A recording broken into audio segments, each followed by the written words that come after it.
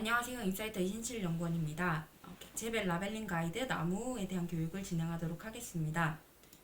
첨부해드린 객체별 라벨링 가이드를 참고하시면 되고요. 나무의 객체 수는 총 14개입니다. 나무 전체부터 별까지 있고요. 40페이지를 참고하시면 됩니다. 나무 같은 경우에는 이제 더 다른 객체들도 마찬가지지만 중복으로 그리는 객체들이 많기 때문에 아이들이 이제 중복으로 그리는 객체들이 많기 때문에 한 번 더 말씀을 드렸고요. 예를 들어 열매 같은 경우에 하나만 라벨링 하는 것이 아니고 모두 다 각각 따로 라벨링을 해주시면 되고요. 해나 달도 하나만 나올 수 있다고 생각하실 수 있는데 두 개 이상 그리는 경우도 있기 때문에 모든 객체를 꼼꼼하게 보시고 전부 다 라벨링을 해주시면 감사하겠습니다. 나무 전체는 뿌리부터 수관 끝까지 그리고 기둥과 가지를 포함해서 라벨링을 해주시면 됩니다.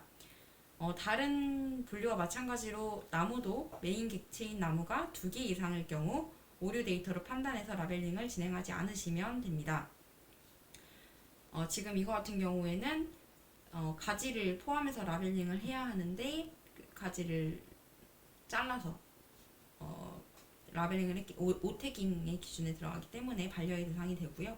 뿌리도 마찬가지고, 그 다음에 이렇게 메인 객체가 2개 이상이면 오류 데이터이기 때문에 이런 거는 처음부터 라벨링 대상에서 제외를 해주시면 됩니다. 2개가 있는데 다 라벨링 하실 경우에 정산이 되지 않기 때문에 반드시 메인 객체가 2개 이상이면 라벨링 대상에서 제외하시고 다음 이미지로 넘어가서 작업을 진행해 주시면 됩니다. 나무 기둥 같은 경우에는 그 가지가 끝나는 부분 그리고 뿌리가 시작하는 부분, 가지가 시작하는 부분, 뿌리가 시작하는 부분을 기점으로 라벨링을 해주시면 되고 기둥 가지와 뿌리를 포함하시면 안 됩니다. 보시는 것처럼 여러 가지 나무의 형태가 있을 수 있는데요. 이렇게 기둥 부분만 라벨링을 해주시면 되고 버드나무 그림에서 이렇게 가지로 인해서 기둥이 잘 안 보일 때 잘 추측해서 그리시면 안 되고 라벨링 하시면 안 되고 지금 여기 보이시는 것처럼 나무 기둥 이렇게 보이시죠? 이 기준이 되는 끝점 이걸 기준으로 라벨링을 해주시면 되고요. 지금 여기 보이지도 않는데 여기를 라벨링을 하시면 반려 대상이 됩니다.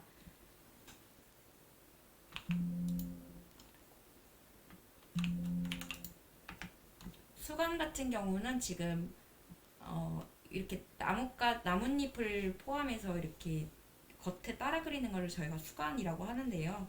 수관 전체를 라벨링 해주시면 되고 소나무 같은 특이한 케이스에서만 따로따로 해주시면 되고 혹은 가지를 따로 뻗게 그려서 이렇게 따로 뻗게 그려서 간혹가다 수관을 이렇게 따로 또 그리는 경우가 있습니다. 그럼 이렇게 수관 라벨링을 먼저 하시고 그다음에 여기 라벨링까지 하시면 되고요. 나머지는 이제 다 한꺼번에 해주시면 됩니다. 가지 같은 경우에도 한꺼번에 라벨링을 해주시면 되고 떨어진 가지, 그러니까 지금 이것도 따로 떨어진 게 아니냐 하실 수 있는데 나무에 붙어 있으면 무조건 한꺼번에 해주시면 되고요. 나무 본체에서 떨어져 있으면 부러진 가지로 보시고 따로 라벨링 해주시면 되고 이것도 명확한 경우에만 라벨링을 해주시면 됩니다. 뿌리 같은 경우에도 한꺼번에 해주시면 되고요. 혹시라도 이제 뿌리와 이어진 땅굴을 그렸다, 개미굴을 그렸다 하면 그걸 제외한 나무 뿌리만 해주시면 되고요. 잔뿌리도 있을 수 있는데 잔뿌리는 함께 해주시면 됩니다. 나뭇잎 같은 경우도 이제 여러 가지 있을 수 있는데요. 여러 가지 이렇게 함께 해주시면 되고 그 버드나무 같이 함께 이렇게 뭉쳐서 매달린 가지가 나뭇잎 같은 경우는 한꺼번에 라벨링 해주시면 되는데 일반적으로는 다 따로따로 한다라고 봐주시면 됩니다. 가지에 붙은 가시를 나뭇잎과 혼동하실 수도 있는데요. 이런 가시는 나뭇잎이 아니기 때문에 라벨링 하시면 안 되고요. 라벨링 할 나뭇잎이 명확한 나뭇잎이 있는데 애매한 것들이 있다 하시면 제외하고 라벨링 하시면 됩니다. 그리고 침엽수 같이 이것도 그러면은 사실 잎이잖아요. 네, 이거는 저희가 잎으로 판단하지 않고 그냥 수건으로서만 라벨링하고 잎은 이렇게 따로 그려진 것만 라벨링을 해주시면 됩니다. 꽃 같은 경우에는 줄기와 이파리를 포함해서 봉우리까지 포함해서 전체 라벨링 해주시면 되고 줄기와 이파리 없이 꽃봉오리만 있는 경우 꽃봉오리만 해주시면 되되, 이것도 마찬가지로 따로따로 라벨링 해주시면 됩니다. 위치는 상관없고요. 열매 같은 경우도 개별 라벨링 해주시면 되는데, 이렇게 체리나 포도같이 한 꼭지로 매달려 있는 열매는 한꺼번에 하나로, 이게 한 객체입니다. 이렇게 라벨링 해주시면 되고요.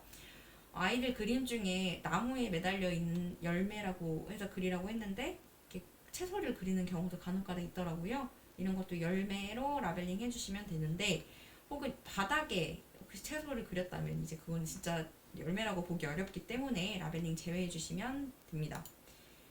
네, 그네 같은 경우는 줄부터 의자 부분까지 전체 다 라벨링을 해주셔야 됩니다. 이렇게 그네 의자 부분만 애매하게 하시면 안 되고, 줄부터 그 의자까지 해주시면 되고, 이렇게 철봉으로 해서 따로 그렸을 때도 전체 다 라벨링을 독립적으로 따로 라벨링을 해주시면 됩니다. 새 다람쥐 같은 경우에는 각각 새는 새대로 이제 따로따로 라벨링 하시고, 다람쥐도 다람쥐 따로따로 라벨링 해주시면 되는데요. 여러 마리일 경우에는 새가 여러 마리 있으면 새 여러 마리 라벨링, 다람쥐 있을 때는 또 다람쥐만 여러 마리 라벨링 해주시면 되고, 간혹가다 이제 둥지에 새를 여러 마리 그리는 경우도 있는데, 둥지를 제외하고 새만 한꺼번에 라벨링을 해주시면 되고요. 다람쥐나 새로 보이는 명확한 객체가 하나 이상 존재하고 판단이 어려운 객체가 추가로 그려져 있을 때는 그 객체는 라벨링 하지 않으시면 됩니다. 이렇게 머리만 그려진 경우도 있고, 왜냐면 나무에 이제 숨어서 그린 경우들이 있는데, 머리만 또 이렇게 라벨링 해주셔도 괜찮습니다. 구름 같은 경우에도 전체 다 라벨링 해주시면 되고요. 따로따로 라벨링 해주시면 되고, 잘려 보여도 보이는 부분만 라벨링 해주시면 됩니다. 달도 마찬가지로 보이는 부분을 기준으로 해주시면 되고, 명확하게 달에서 나오는 불빛이라고 이렇게 표시를 한 경우에는, 그린 경우에는 해주시면 되는데, 애매하다 하시면 라벨링 제외해 주시면 됩니다. 별 같은 경우도 이제 여러 개를 그리는 경우가 많은데요. 각각 라벨링 해주시면 되고, 별의 형태는 다양합니다. 다만 이제 점점점점 이렇게 찍혀서, 어떤 식이냐면 점점점점 찍힌 거는 먼지인지 별인지 불명확하기 때문에 라벨링 대상이 아닙니다. 그래서 혹시라도 객체 리스트에서 별을 판단하실 때 이렇게 명확한 것들, 좀 누가 봐도 하늘에 떠 있는 거고 이런 다양한 형태, 별로 판단할 수 있는 형태인 경우에는 라벨링 해주시면 되는데, 이런 것만 있는 경우는 지금 그거는 별이 없는 거거든요. 그런 건 오류 이미지로 보시고 라벨링 제외해 주시면 됩니다. 다만 지금 별이 이렇게 확실한 별들이 있고 여기 이렇게 점점점 있는 경우에는 그냥 무시하시면 되고, 이 확실한 것들만 라벨링을 해주시면 됩니다. 그리고 따로따로 해주셔야지 한꺼번에 하시면 안 됩니다. 네, 이상으로 나무 라벨링 교육을 마치도록 하겠습니다. 감사합니다.